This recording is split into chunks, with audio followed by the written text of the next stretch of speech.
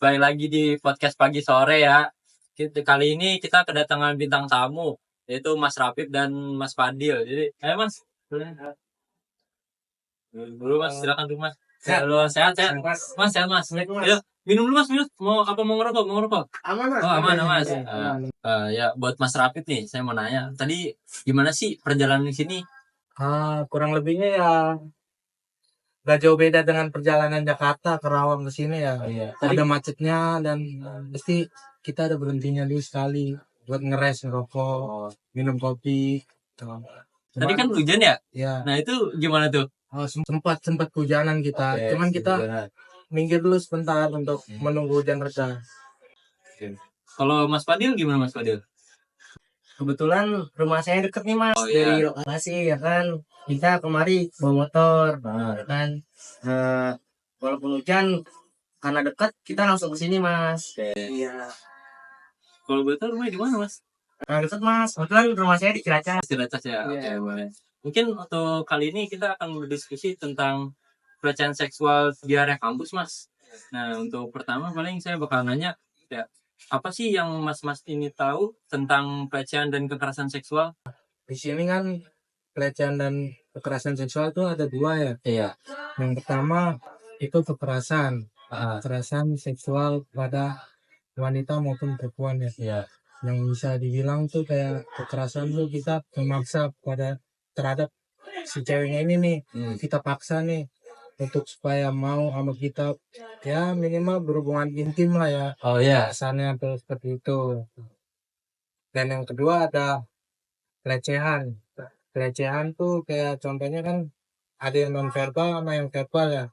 Yang non verbal ya bisa dibilang dengan catcalling mungkin ya. Iya, Contohnya ya nggak jauh beda lah kalau kita lagi di jalan nih, misalnya nih kita nih mau catcalling.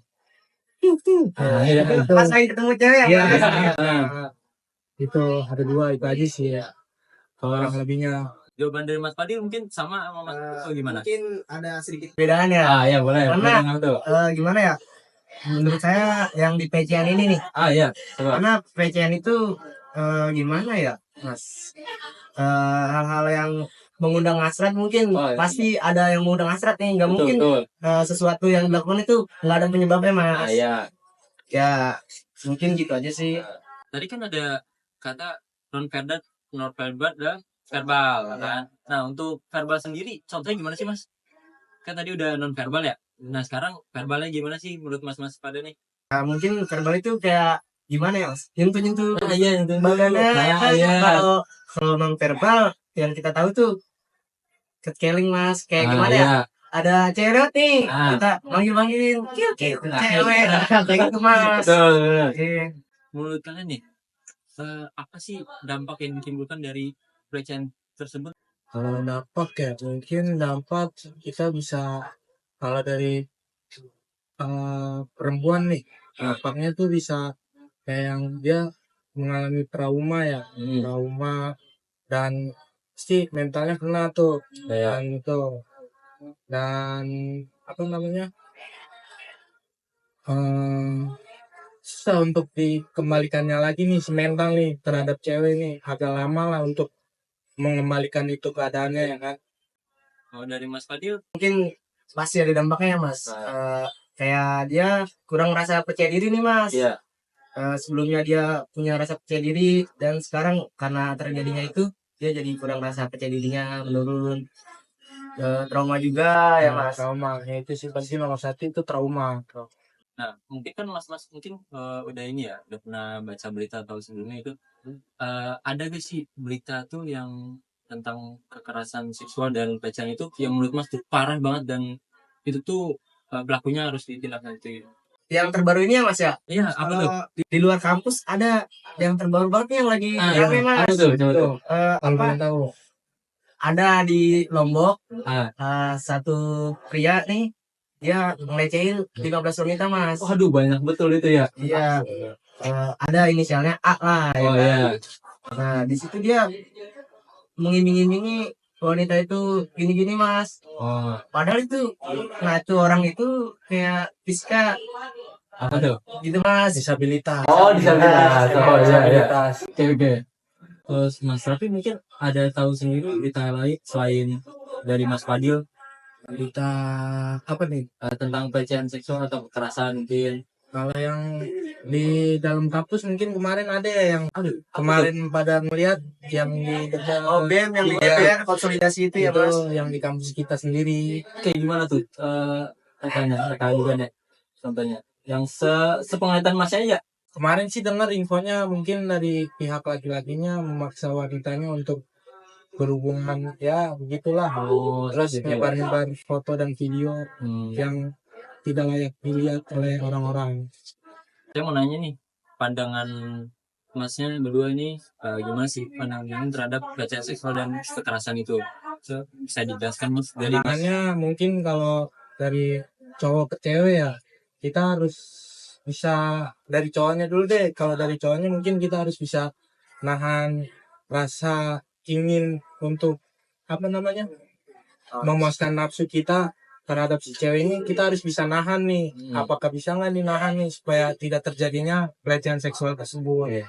Dan di pihak perempuannya mungkin bisa nutup aurat ya kalau dalam agama Islam ya, nutup apa rambut, terus pakaian yang rapi yang supaya tidak memancing-mancing pria juga untuk memaksa buat si cewek ini gimana-gimana. Sebelum itu saya mungkin ada nih ya, wanita yang udah pakai sesuai ajaran Islam kayak pakai hijab dan sebagainya, tapi tetap aja tuh ada terjadinya kekerasan atau pelecehan seksual tersebut. Itu menurut Mas gimana tuh? Mungkin ya, Mas, apa hijab mungkin hijab dong, Mas, tapi kita nggak lihat nih pakaiannya. Ya, pakaiannya bisa jadi ketat ya kan. Kayak gitu sih, Mas. Gitu.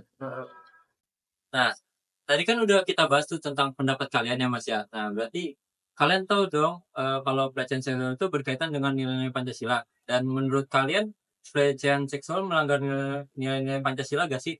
Iya dong, harusnya mesti melanggar nilai-nilai hukum Pancasila. Kenapa tuh? Karena di dalam di Indonesia ini, Mas ya, ada undang-undang terkait tentang pelecehan ini, Mas.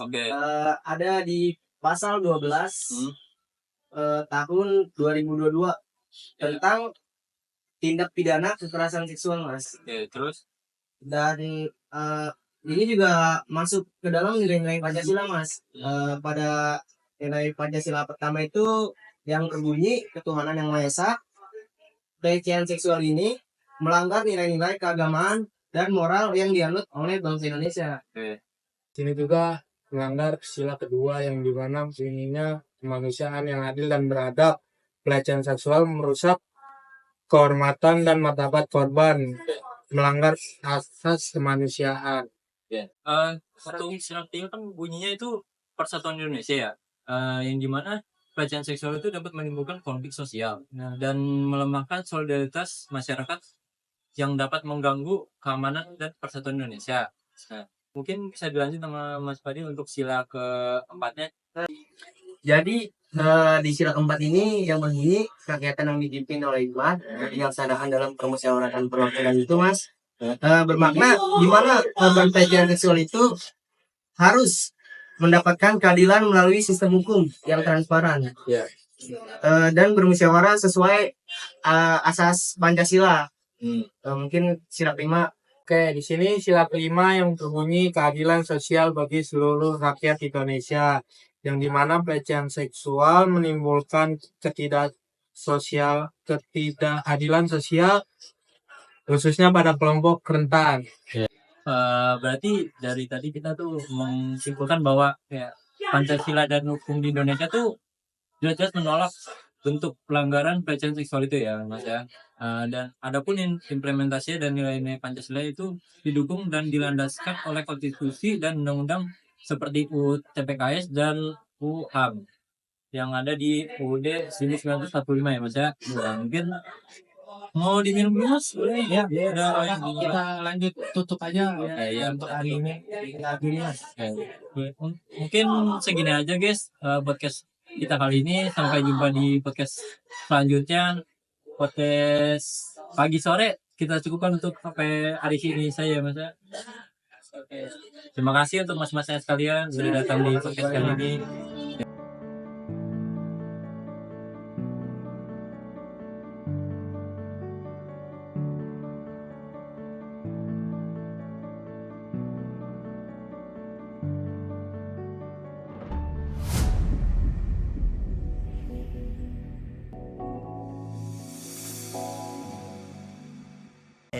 of flashback.